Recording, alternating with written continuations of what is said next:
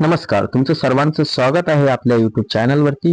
या व्हिडिओमध्ये आज आपण बघणार आहे की अरुणोदय सिकल सेल आजार नियंत्रण कार्यक्रम विशेष अभियानासंदर्भात. या संदर्भात आपल्याला नेमकं काय बघायचं आहे, तर हे जे आपलं सिकल सेल अभियान जे की 15 जानेवारी पासून तर 7 फेब्रुवारी पर्यंत राबवण्यात येत आहे. या अभियानाअंतर्गत आपल्याला म्हणजे आरोग्य विभागातील कर्मचारी अधिकारी यांना वेगवेगळ्या प्रकारच्या एंट्र्या कराव्या लागतात, म्हणजे नोंदी घ्याव्या लागतात, फॉर्म भरावे लागतात. जसं की B1 फॉर्म आहे, त्यानंतर अजून जर आपण बघितलं तर B2 फॉर्म आहे, B3 आहे, B4 AI अशा प्रकारचे वेगवेगळ्या प्रकारचे फॉर्म आहेत. तर याच्यामध्ये सर्वात पहिला जर फॉर्म बघितला आपण B1, तर हा B1 फॉर्म इथं तुम्ही बघू शकता.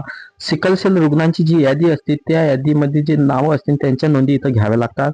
ही गोष्ट आहे अभियानापूर्वीची. त्यानंतर B2 जर बघितला तर सिकल सेल वाहकांची यादी, की यांची टेस्ट झालेली आहे, माहिती आहे आपल्याला हे वाहक आहे, तर त्यांची या B2 मध्ये नोंद घ्यावी लागते.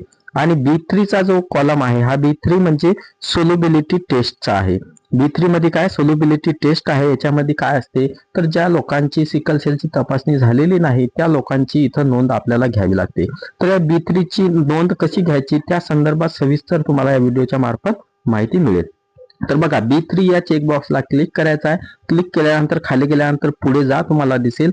या पुढे जा वरती क्लिक केल्यानंतर तुम्हाला दुसरा इंटरफेस मिळेल. तर बघा, असा प्रकारचा इंटरफेस मिळेल. याच्यामध्ये तुम्हाला सुरुवातीला जिल्हा निवडायचा आहे. आता तुमचा जो जिल्हा असेल तो इथं तुम्ही निवडून घ्या. आता वेगवेगळ्या प्रकारचे महाराष्ट्रातील येथील सर्वेचे सर्व जिल्हे दिलेले आहेत, त्यापैकी आपण बुलढाणा जिल्हा घेऊ. आता बुलढाणा जिल्हा घेतला इथं, त्यानंतर क्षेत्र प्रकार आपल्याला बघायचा आहे. मग तो ग्रामीण भाग आहे की शहरी भाग आहे.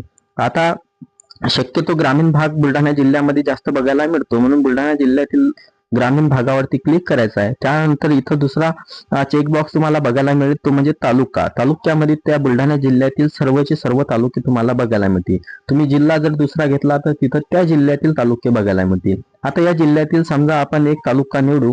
एक तालुका इथं निवडल्यानंतर त्या तालुक्याच्या अंदरमध्ये म्हणजे अंतर्गत कोणते कोणते प्राथमिक आरोग्य केंद्र आहेत आणि RH आहेत, म्हणजे सामान्य रुग्णालय आहेत, हे तुम्हाला बघायला मिळेल. तर आता याच्यामध्ये जो तुमचा प्राथमिक आरोग्य केंद्र असेल किंवा RH असेल ते तुम्हाला इथं निवडायचं आहे.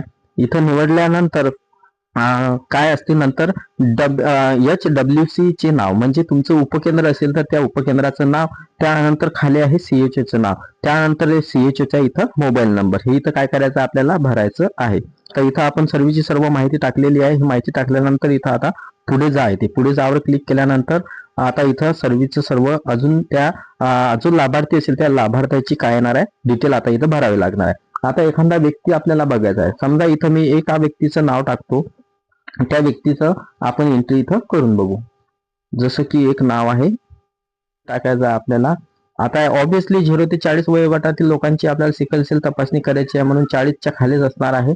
म्हणून इथं वय व्यवस्थित टाकायचं नाही तर 40च्या वरती जायला नको, हे याची दक्षता घ्यावी. त्यानंतर त्यांचं जेंडर जे असेल ते, आता पुरुष असेल तर पुरुष, स्त्री असेल तर स्त्री. त्यानंतर त्यांची कॅटेगरी आपल्याला निवडायची आहे. SC कॅटेगरीत आहे, म्हणजे अच्छा इथं आहे SC ST OBC NT others. जर तुम्हाला कॅटेगरी माहित नसेल तर अदर्स मध्ये टाकून द्यायची, आणि कॅटेगरी जर तुम्हाला माहित असेल तर ते काय त्या कॅटेगरीमध्ये टाकायचं. आता इथं कॅटेगरी टाकली, त्यानंतर त्याची वैवाहिक स्थिती, म्हणजे त्यांचं लग्न झालेलं असेल तर विवाहित करायचं, झालेलं नसेल तर अविवाहित करायचं. त्यानंतर काय करायचं आहे, त्यांचा पत्ता टाकायचा आहे. इथं त्यांचा सर्वचा सर्व पत्ता टाकायचा आहे. पत्ता टाकल्याच्या नंतर काहीच नाही, फक्त आपल्याला सबमिट करा इथं क्लिक करायचं आहे. सबमिट करा क्लिक केल्यानंतर तुम्हाला अशा प्रकारचा मेसेज बघायला मिळेल. मेसेज बघितल्यानंतर तो ऑटोमॅटिकली तुम्हाला पहिल्या पेजवर जिथून तुमची सुरुवात झाली तिथं येणार आहे. अशा प्रकारे तुम्ही सिकल सेल अभियानाअंतर्गत B3 फॉर्मची नोंद घेऊ शकता. जर व्हिडिओ तुम्हाला आवडला असेल आणि समजला असेल तर लाईक करा आणि आपल्या जवळच्या जेही कर्मचारी असतील त्यांना फॉरवर्ड करा. धन्यवाद.